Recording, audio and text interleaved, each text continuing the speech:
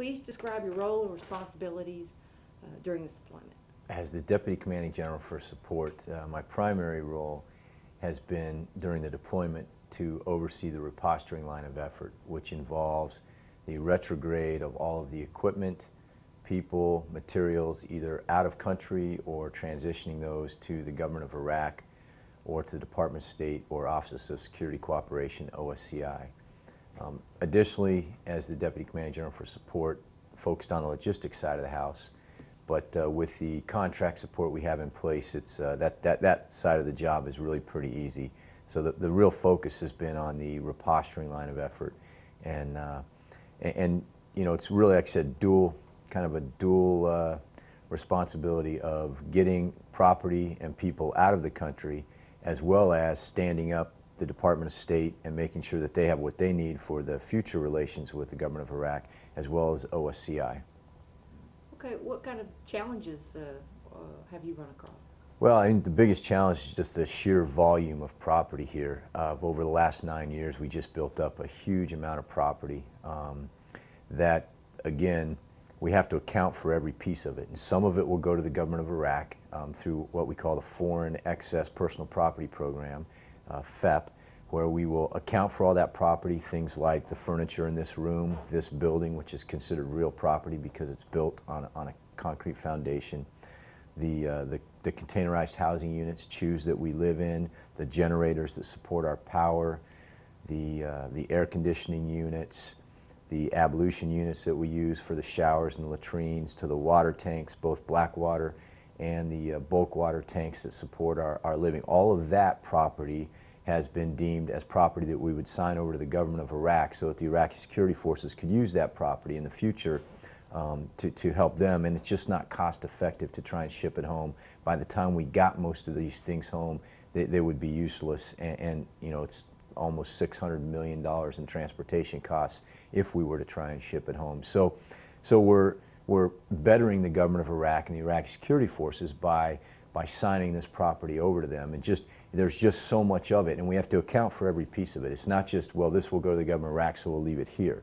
We inventory it with the government of Iraq. We determine what the fair market value for that property is. We submit that entire list up through USFI, who then shops that list around, that FEP list, to Department of State, Office of Security Cooperation, and other organizations are sent in case somebody in Afghanistan needed that property.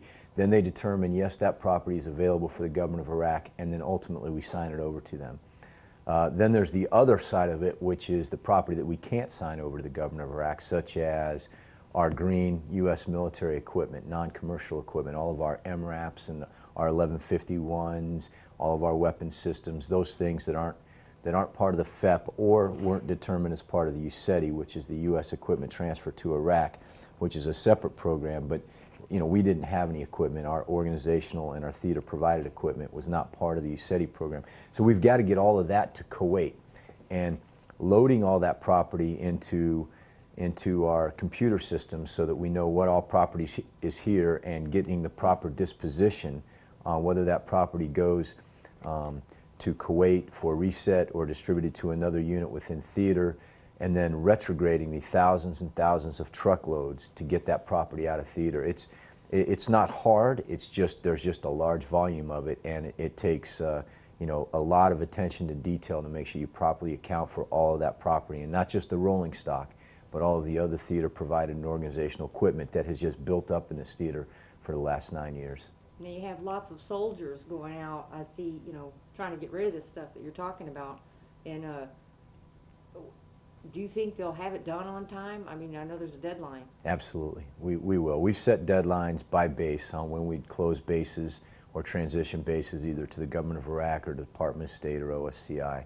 And in every case, we've met our timelines. It's just a lot of work and a lot of effort by our great soldiers to make that happen. But in every case we have, and we'll meet our timeline. You know, obviously in accordance with the security agreement, the timeline is 31 December.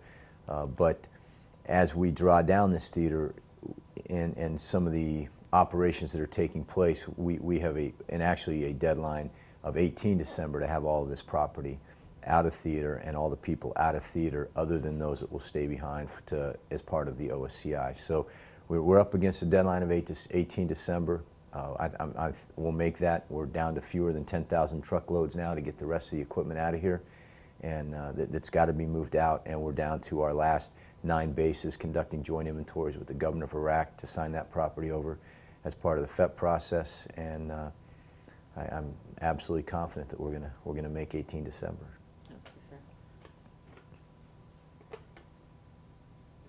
How have the soldiers performed over the last 12 months? You know, some soldiers are on their 3rd, 4th deployments. What do you think they've been able to endure all this time away from their families? Well, I mean, the soldiers have performed magnificently, just like they have in all the previous deployments.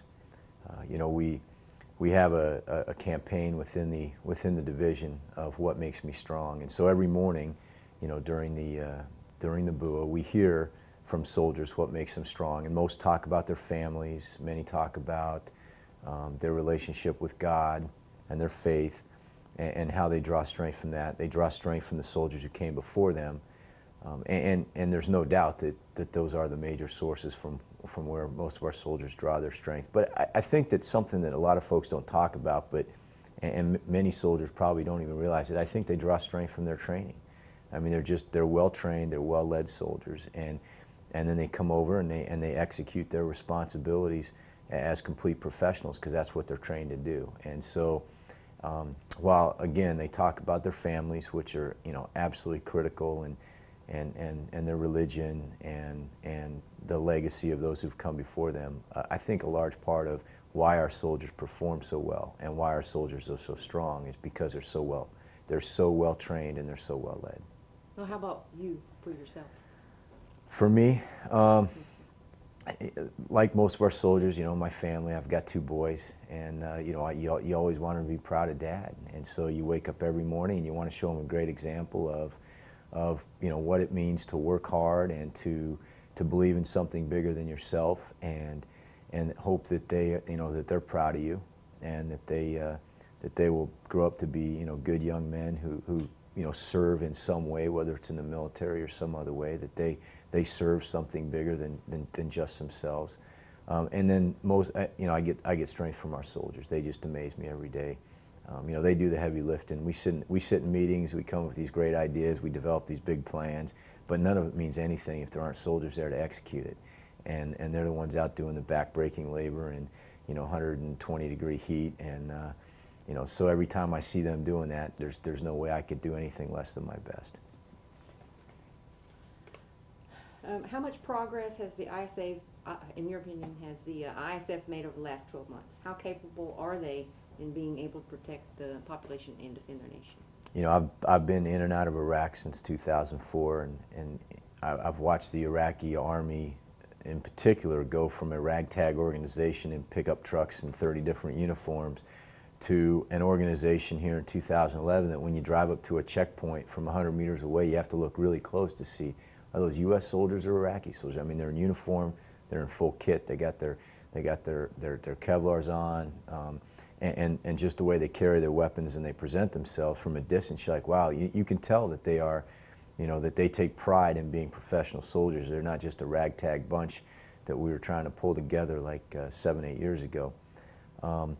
The Army at this point, and I think we've really taken them to the next level during this last year, has reached a point where there's absolutely no doubt that they're capable of maintaining internal security in Iraq. There is no organization, whether it's, you know, a violent extremist network or an Iranian-backed militia, that could challenge the Iraqi army. They are very capable, they are well led, and their training has reached a point to where they can sustain that they can handle any internal kind of threat.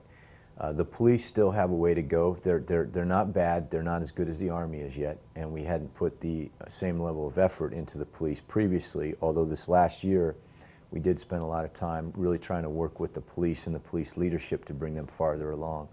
I think our greatest contribution this year wasn't in us going out and executing missions, though we've done plenty of that, and we've done that for years, but really it was through a program called Tadrib al-Shamil and Lion's Leap, where we went out and we showed the Iraqis how to conduct a collective training event, because they've been so focused in the fight on checkpoints and cordon and searches and raids that they were always in the fight and not necessarily focused on, once the police actually do take over the responsibilities of policing the cities and the Army pulls out of the cities,